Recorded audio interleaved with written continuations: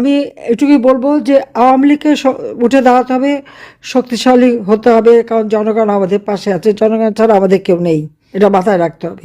বারবার আমরা জনগণের শক্তিতেই ক্ষমতা এসেছি, কাজে এই জনগণকে সাথে নিয়েই আমাদের ঐক্যবদ্ধ হতে হবে। ঐক্যবদ্ধ হয়ে প্রত্যেক ঘরে ঘরে আমাদের উন্নয়নের কথা পৌঁছে দিতে হবে, আর নির্যাতনের কথা মানুষের কাছে দিয়ে তাদের কাছে বিচার চাইতে হবে এবং তাদেরকে বলতে হবে যে আপনারা আসেন, ঐক্যবদ্ধ আমরা এর প্রতিকার করি। কারণ মানুষ খুব কষ্টে আছে, যারা ভেবেছিল ওই সুদখোর ইউনূস আসলে বোধহয় খুব খুশি, মানে দেশ নাকি একেবারে উন্নতি হয়ে যাবে, উন্নতি হয়নি। আর তারপর হচ্ছে আর একজন তো চাঁদাবাজি, যার বিরুদ্ধে এফবিআই, আমেরিকা এফবিআই এসে সাক্ষী দিয়ে গেছে দুর্নীতির, আজকে সেই দুর্নীতি বরপুত্র ক্ষমতায়।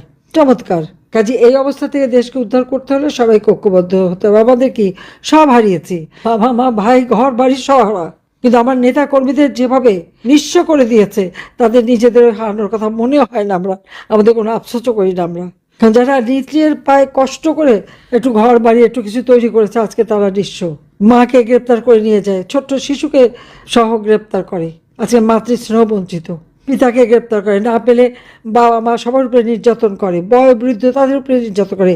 আর ধর্ষণ তো এটা তো তাদের উৎসবে পরিণত হয়েছে, প্রকাশ্যে করে যাচ্ছে। চুরি ডাকাতি ছিনতাই, ঘরে বাইরে কোথাও মানুষের শান্তি নাই। এই অবস্থা থেকে দেশকে বাঁচাতে হবে, তার জন্য একমাত্র জনতার শক্তি। আর একটা মনে রাখবেন যে জনগণের শক্তি যদি আপনার পাশে দাঁড়ায়, তো অনেকে যে যা আজকে বলুক না কেন, তারাও আপনার পাশে দেশে বিদেশে থাকতে বাধ্য হবে। সেইভাবেই সবাইকে ঐক্যবদ্ধ হতে হবে। আর যেখানে যেখানে কমিটি নাই, প্রত্যেকটা জায়গায় কমিটি করে ফেলতে হবে।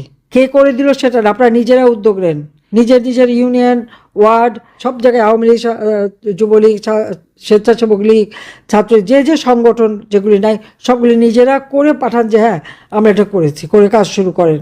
সংগঠন অবশ্যই আমাদের লাগবে, সেই সাথে সাথে মানুষের জনমত আমাদের পক্ষে, জনগণের কথাই আরও বেশি করে বলতে হবে। তো এইভাবে আপনারা সকলে ঐক্যবদ্ধ হন, কাজ করে যান। ইনশাআল্লাহ এই দুঃশাসনের হাত থেকে দেশকে মুক্ত করব, সকল রাজবন্দীকে মুক্ত করব, আর দেশটাকে আবার আমরা উন্নত করব।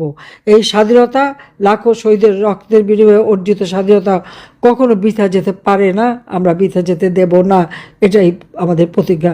জাতির পিতার স্বপ্ন আমরা বাস্তবায়ন করব। ক্ষুধা দারিদ্র্যমুক্ত উন্নত সমৃদ্ধ সোনার বাংলাদেশ আমরা গড়ে তুলব। 41 সালের মধ্যে স্মার্ট বাংলাদেশ গড়ে তুলব ইনশাআল্লাহ। সবাইকে ধন্যবাদ। খোদা হাফিজ। জয় বাংলা, জয় বঙ্গবন্ধু। বাংলাদেশ চিরজীবী হোক।